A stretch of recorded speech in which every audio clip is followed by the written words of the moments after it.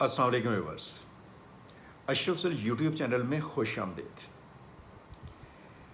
کل رات یعنی 15 اگست کی رات کو امریکن پریزیڈنٹ ڈونلڈ ٹرمپ اور رشین پریزیڈنٹ ولادیمیر پوتن کے درمیان الاسکا میں ملاقات ہوئی ہے۔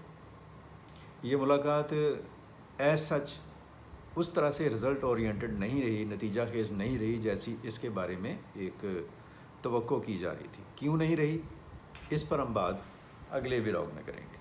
لیکن آج جو ہم بات کرنے جا رہے ہیں، جیسے میں نے پچھلے ولاگ میں کہا تھا کہ ہم نیکسٹ ولاگ میں بات کریں گے کہ کشمیر، خالستان، انڈیا، مودی، ان کے درمیان چکر کیا چل رہا ہے، معاملات کہاں جا رہے ہیں، کس طرف جا رہے ہیں۔ کل 15 اگست تھا، آج 16 ہے، کل 15 اگست تھا، اور جس وقت آپ یہ ولاگ سنیں گے اس وقت خالستان پر ریفرینڈم ہو رہا ہوگا امریکہ میں، واشنگٹن میں۔ بہرحال 15 اگست کو انڈیا کا یوم آزادی تھا، لیکن کشمیریوں نے اسے مقبوضہ کشمیر، آزاد کشمیر، پاکستان اور دنیا بھر میں روایتی طور پر ہمیشہ کی طرح سے یوم سیاہ کے طور پر منایا۔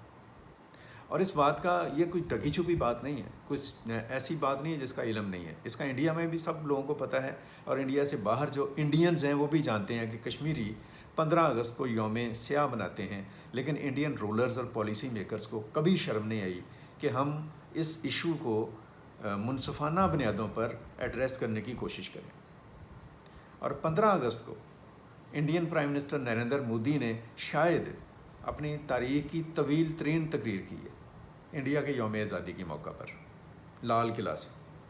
انہوں نے جو تقریر کی اس کا دورانیہ کو 103 منٹ رہا، آپ کہہ لیں کہ تقریباً 2 گھنٹے کی طویل تقریر تھی، اور اس تقریر میں انہوں نے آئیں بائیں شائیں کی ایک بہترین مثال قائم کی، بہترین نہیں بلکہ آپ کہہ لیں کہ ایک افسوسناک مثال قائم کی۔ انہوں نے اس تقریر میں بہت ساری گفتگو کی، لیکن جو گفتگو انہیں کرنی چاہیے تھی ایک بڑے ملک کے سربراہ حکومت کی حیثیت سے، وہ انہوں نے بالکل نہیں کی۔ انہیں شاید اندازہ ہی نہیں ہے کہ سکھ فریڈم موومنٹ جو سی ہے وہ کتنی تیزی کے ساتھ، کتنے آرگنائزڈ وے میں اور کتنے پاورفل وے میں آگے بڑھ رہی ہے۔ آج یعنی کہ کل اور آج امریکہ میں جو ریفرینڈم ہونے جا رہا ہے اس کا مطلب اور معنی کیا ہے، وہ سکھوں کو، جو سکھ کمیونٹی ہے اس کو انڈیا میں اور انڈیا کے باہر انڈیا سے جو پرابلمز ہیں ان کو ایڈریس کرنے پر توجہ نہیں دے رہے ہیں، نہ اس پر بات کر رہے ہیں، نہ اس مسئلے کو سمجھنے کی کوشش کر رہے ہیں۔ ہاں، وہ اپنی تقریر میں RSS کی جو فلسفی ہے اس کو ضرور سامنے لا رہے ہیں۔ اور RSS کی فلسفی ہے کیا؟ 100 سال ہو گئے ہیں RSS کو، 1925 اور آج 2025۔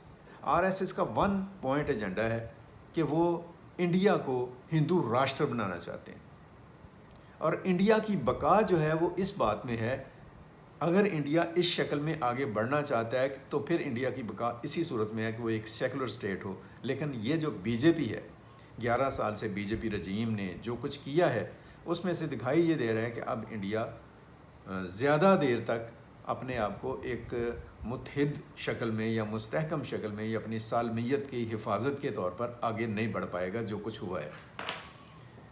کشمیری جون سے ہیں یوم سیاہ منا رہے ہیں، سکھ کمیونٹی جون سی ہے وہ دنیا کے ایک طاقتور ترین ملک اور ایک ورلڈ سپر پاور امریکہ میں ریفرینڈم کر رہی ہے for the sake of their independent state Khalistan.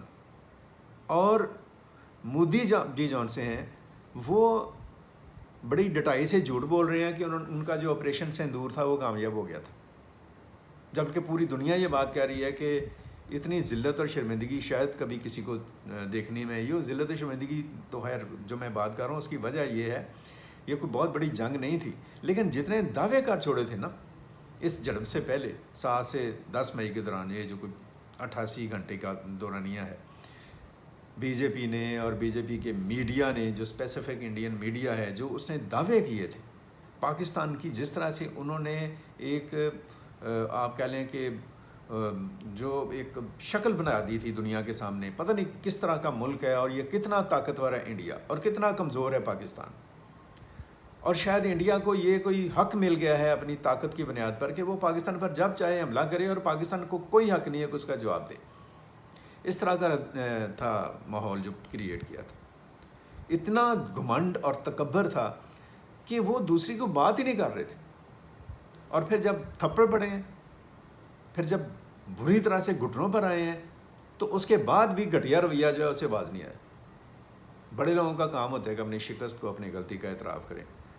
چھوٹے لوگوں کا اور کم ظرف لوگوں کا یہ کام ہوتا ہے کہ مار کھانے کے باوجود وہ کپڑے جھاڑتے ہوئے کھڑے ہو جاتے ہیں اور کہتے ہیں کہ ہمیں تو کچھ بھی نہیں ہوا، شکر ہے ہماری کوئی شرٹ پھٹی نہیں ہے. تو اس طرح کی سوچ کا مظاہرہ ہو رہا ہے. ڈونلڈ ٹرمپ کہہ رہے ہیں کہ میں نے سیز فائر کرایا. ایک سپر پاور ہے، ان کے پریزیڈنٹ ہیں، وہ ایک بات بار بار کہہ رہے ہیں، معذرت، اور آپ جو ہیں وہ ڈھیٹوں کی طرح سے کہہ رہے ہیں کچھ ہوگا ہی نہیں.